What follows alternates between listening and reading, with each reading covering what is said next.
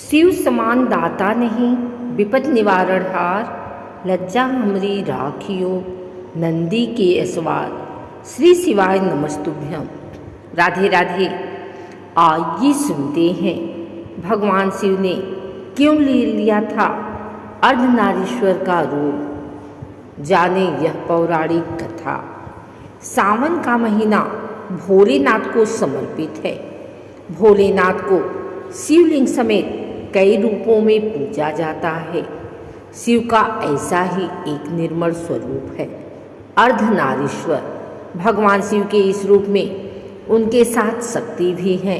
माना जाता है कि भगवान शिव ने यह रूप ब्रह्मा जी के सामने लिया था।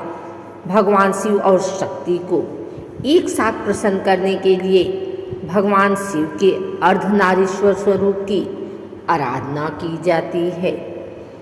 अर्धनारीश्वर स्वरूप का अर्थ है आधी स्त्री और आधा पुरुष। भगवान शिव के इस अर्धनारीश्वर स्वरूप के आधे हिस्से में पुरुष रूपी शिव का वास है, तो आधे हिस्से में स्त्री रूपी शिवा यानी शक्ति का वास है। भगवान का यह रूप संकेत दिया जाता है कि स्त्री और पुरुष एक ही सिक्के के दो पहलू हैं और दोनों एक दूसरे के बिना अधूरे हैं। इस दोनों में से किसी भी एक के बिना सृष्टि की कल्पना नहीं की जा सकती है। पौराणिक कथा के अनुसार ब्रह्मा जी को सृष्टि के निर्माण का जिम्मा सौंपा गया था।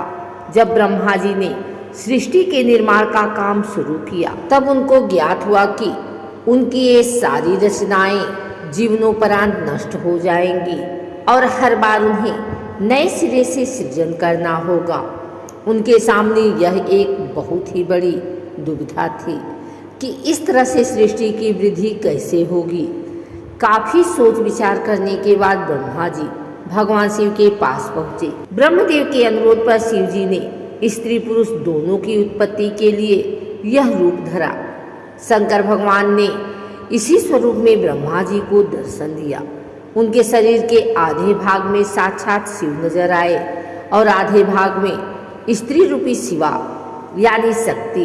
अपने इस स्वरूप के दर्शन से भगवान शिव ने ब्रह्मा जी को प्रजननशील प्राणी के सृजन की प्रेरणा दी। इस तरह शिव से शक्ति अलग हुई और फिर शक्ति ने अपने मस्तक के मध्य भाग से अपने ही समान कांति वाली एक अन्य शक्ति को प्रकट किया। इसी शक्ति ने फिर दक्ष के घर उनकी पुत्री के रूप में जन्म लिया, जिसके बाद सृष्टि की शुरुआत हुई। शक्ति शिव की अविभाज्य अंग है। शिव नर के द्योतक हैं तो शक्ति नारी की। वे एक दूसरे के पूरक हैं। शिव के बिना शक्ति का अथवा शक्ति के बिना शिव का कोई अस्तित्व ही नहीं है। शिव अकर्ता हैं, वो संकल्प मात्र करते हैं। शक्ति संकल्प सिद्धि करती हैं। शिव कारण है, शक्ति कारक। शिव संकल्प करते हैं, शक्ति संकल्प सिद्धि। शक्ति जागृत अवस्था है, शिव सुषुप्त अवस्था। शक्ति मस्तिष्क है, शिव हृदय। शिव ब्रह्मा है, शक्ति सरस्वती। शिव विष्णु है, शक्ति लक्ष्मी। शिव महादेव हैं, शक्ति पार्वती। शिव रुद्र हैं, शक्ति महाकाली। शिव सागर के जल समान हैं, शक्ति सागर की लहर है। शिव सागर के जल के समान है तथा शक्ति लहरों के समान है।